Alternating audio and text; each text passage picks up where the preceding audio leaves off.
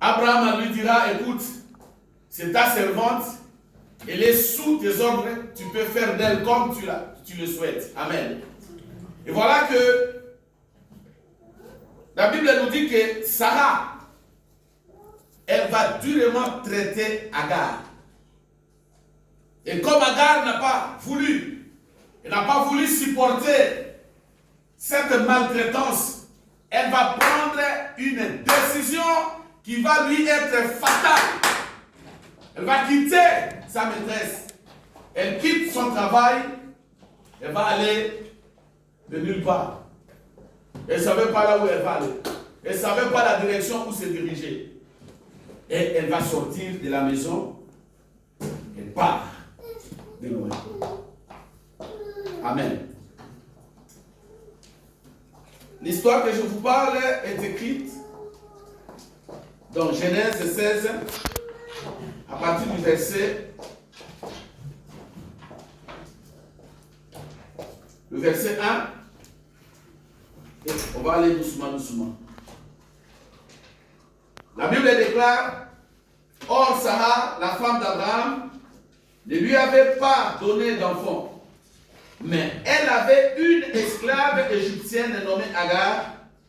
Et Sarah dit à Abraham, voici, Adonai m'a empêché d'avoir des enfants.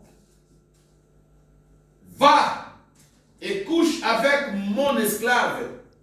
Peut-être pourrais-je avoir des enfants par elle. Abraham écouta. La Bible dit, Abraham écouta ce que Sarah disait. La circonstance, le moment difficile, peut-être l'humiliation de cette très belle femme. Lorsque la Bible parle de Sarah, Sarah avait une beauté extraordinaire. Donc, des hommes ne pouvaient jamais s'en passer. Sarah était trop belle. La Bible le décrit. Et il y avait en elle un défaut.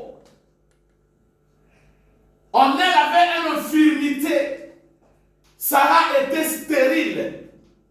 Elle ne pouvait jamais donner d'enfant à Abraham. Et elle s'est trouvée dans cette situation. Elle a vu que non, personne ne pourra lui donner une solution quelconque.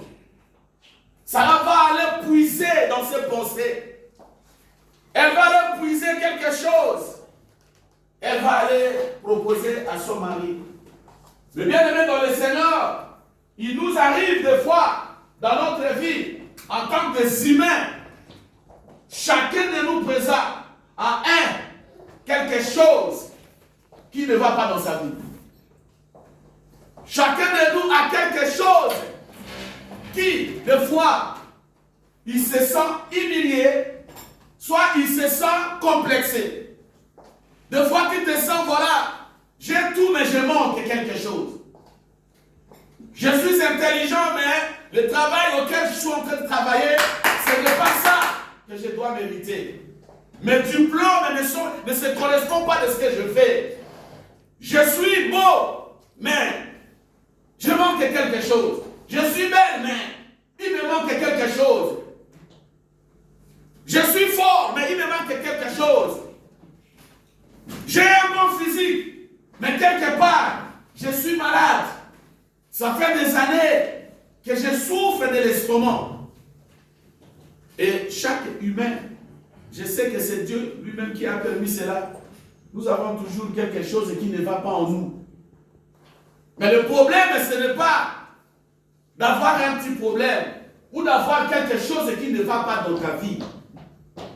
Le problème pour Dieu, c'est que la décision que tu vas prendre par rapport à ta souffrance, par rapport à ce que toi tu manques, cette décision-là, ce matin, Dieu veut que la décision vienne de lui. Il y a beaucoup de gens qui ont cherché Dieu toute leur vie et ils l'ont trouvé. Il y a beaucoup de gens qui ont invoqué le Seigneur pour leurs problèmes. Ils ont eu une solution. Mais quand il s'agit de toi, pour le problème que toi tu traverses, pour ton infirmité que tu as. Quelle est la décision ce matin que toi tu as prise? Une décision que tu as prise. Quelle est cette décision? D'où vient cette décision? Qu'est-ce que tu vas faire après avoir pris la décision? C'est ce qui est très important. Nous avons tous des problèmes. On a tous des difficultés. Quelque part. Et quand tu te regardes, tu dis, mais avec ça, comment moi je peux faire? La Bible nous parle d'un homme comme l'apôtre Paul. Un homme puissant. Rien qu'avec son ombre, le mort était ressuscité. Mais dans cet homme-là, il avait l'infirmité. Il avait une charge de liesse. Et lorsque le Paul se regardait, il disait, mais Seigneur, délivre-moi de cette charge. J'en ai trop souffert avec ça. Un intellectuel avéré, un homme éloquent, un intelligent, celui qui maîtrisait la parole de Dieu. Il était rempli du Saint-Esprit. Cet homme était rempli d'onction. Mais bien aimé, il était infirme. Par contre, il était infirme. Amen. Amen. Dans nous là, c'est comme ça. Dans chaque homme, c'est comme ça. Mais le problème, encore je répète, ce n'est pas ça le problème que tu as, qui peut chambouler toute ta vie. Le problème, c'est la décision que tu vas prendre. La solution que tu vas chercher pour remédier à ce problème. C'est ça, mon frère.